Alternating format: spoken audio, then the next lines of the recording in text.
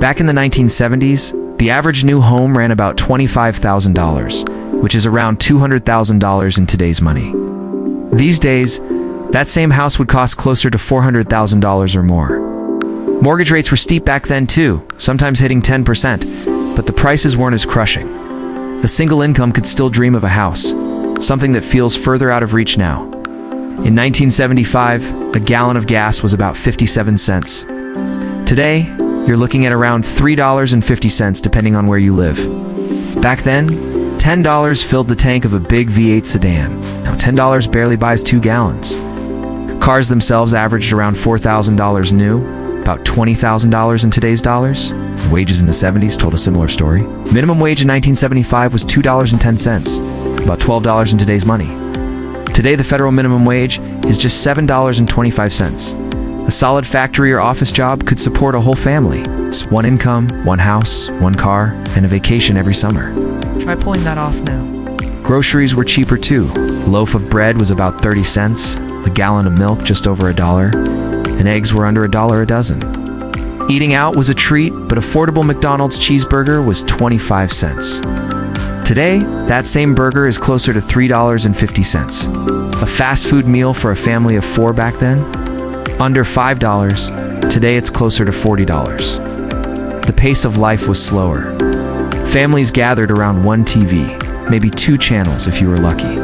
No streaming, no smartphones, no constant buzz of notifications. People actually sat on the porch and talked to neighbors. Kids rode bikes until the streetlights came on. Parents didn't track them with GPS. They just yelled out the door when it was time for dinner. Travel was different too. Airline tickets cost more, but the experience was better. You dressed up to fly. Meals were included. Seats were bigger. People smoked on planes, which sounds insane now, but that was the norm. Today, air travel is cheaper, but packed, rushed, and stripped down to the basics. Entertainment costs less. The movie ticket in 1975 was about $2. Drive-in theaters were still common. Vinyl records were the main way to buy music, and they cost around $6 to $8 each.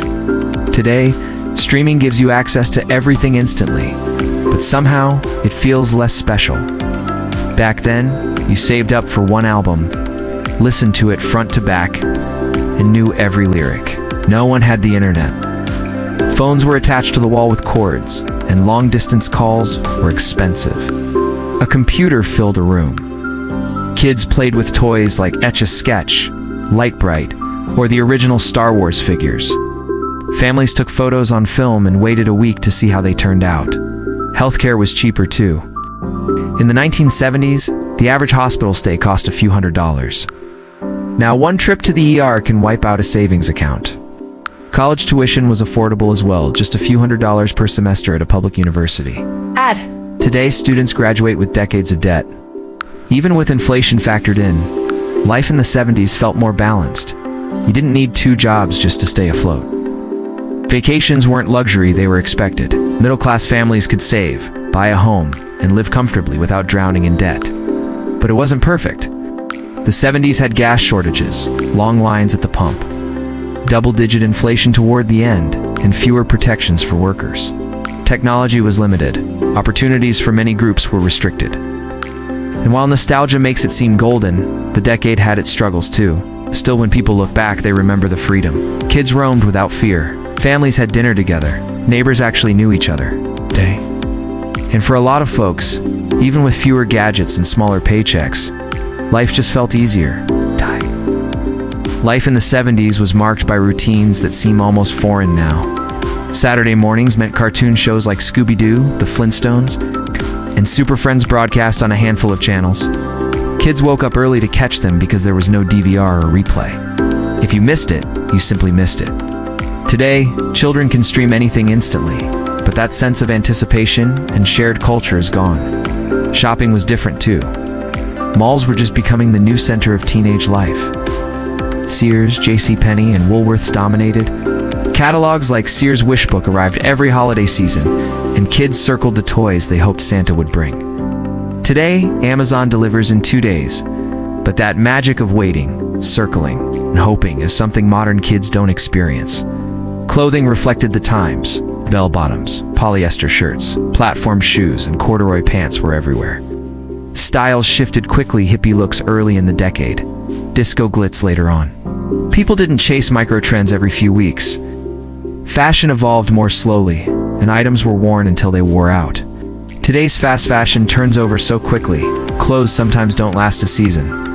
Food culture also had its quirks.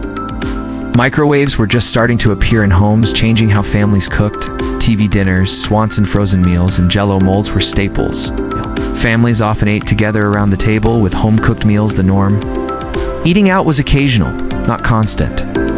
Today, many families juggle fast food, takeout, and meals eaten in shifts.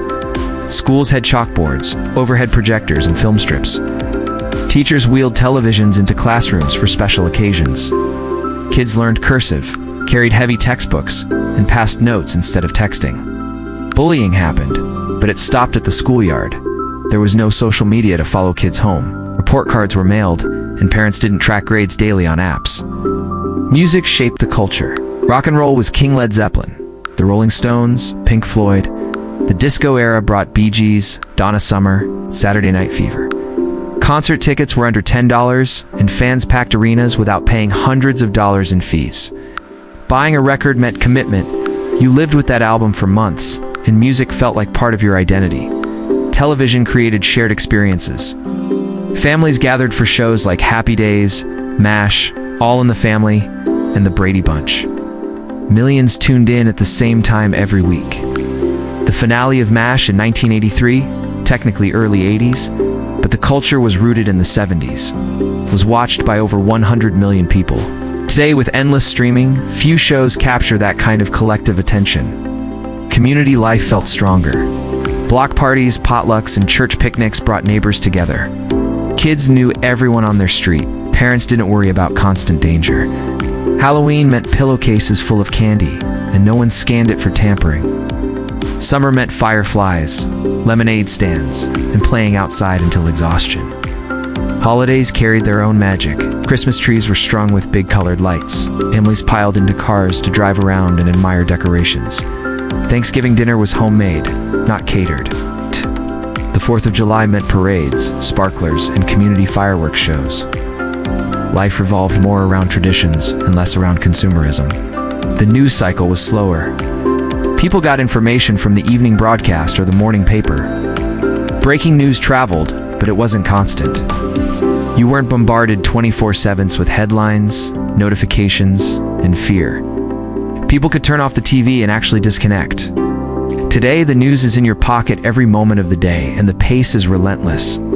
The 70s weren't perfect, but for many, they represented a balance between work and rest, between community and privacy, between progress and tradition. Families may not have had much, but what they had often felt like enough.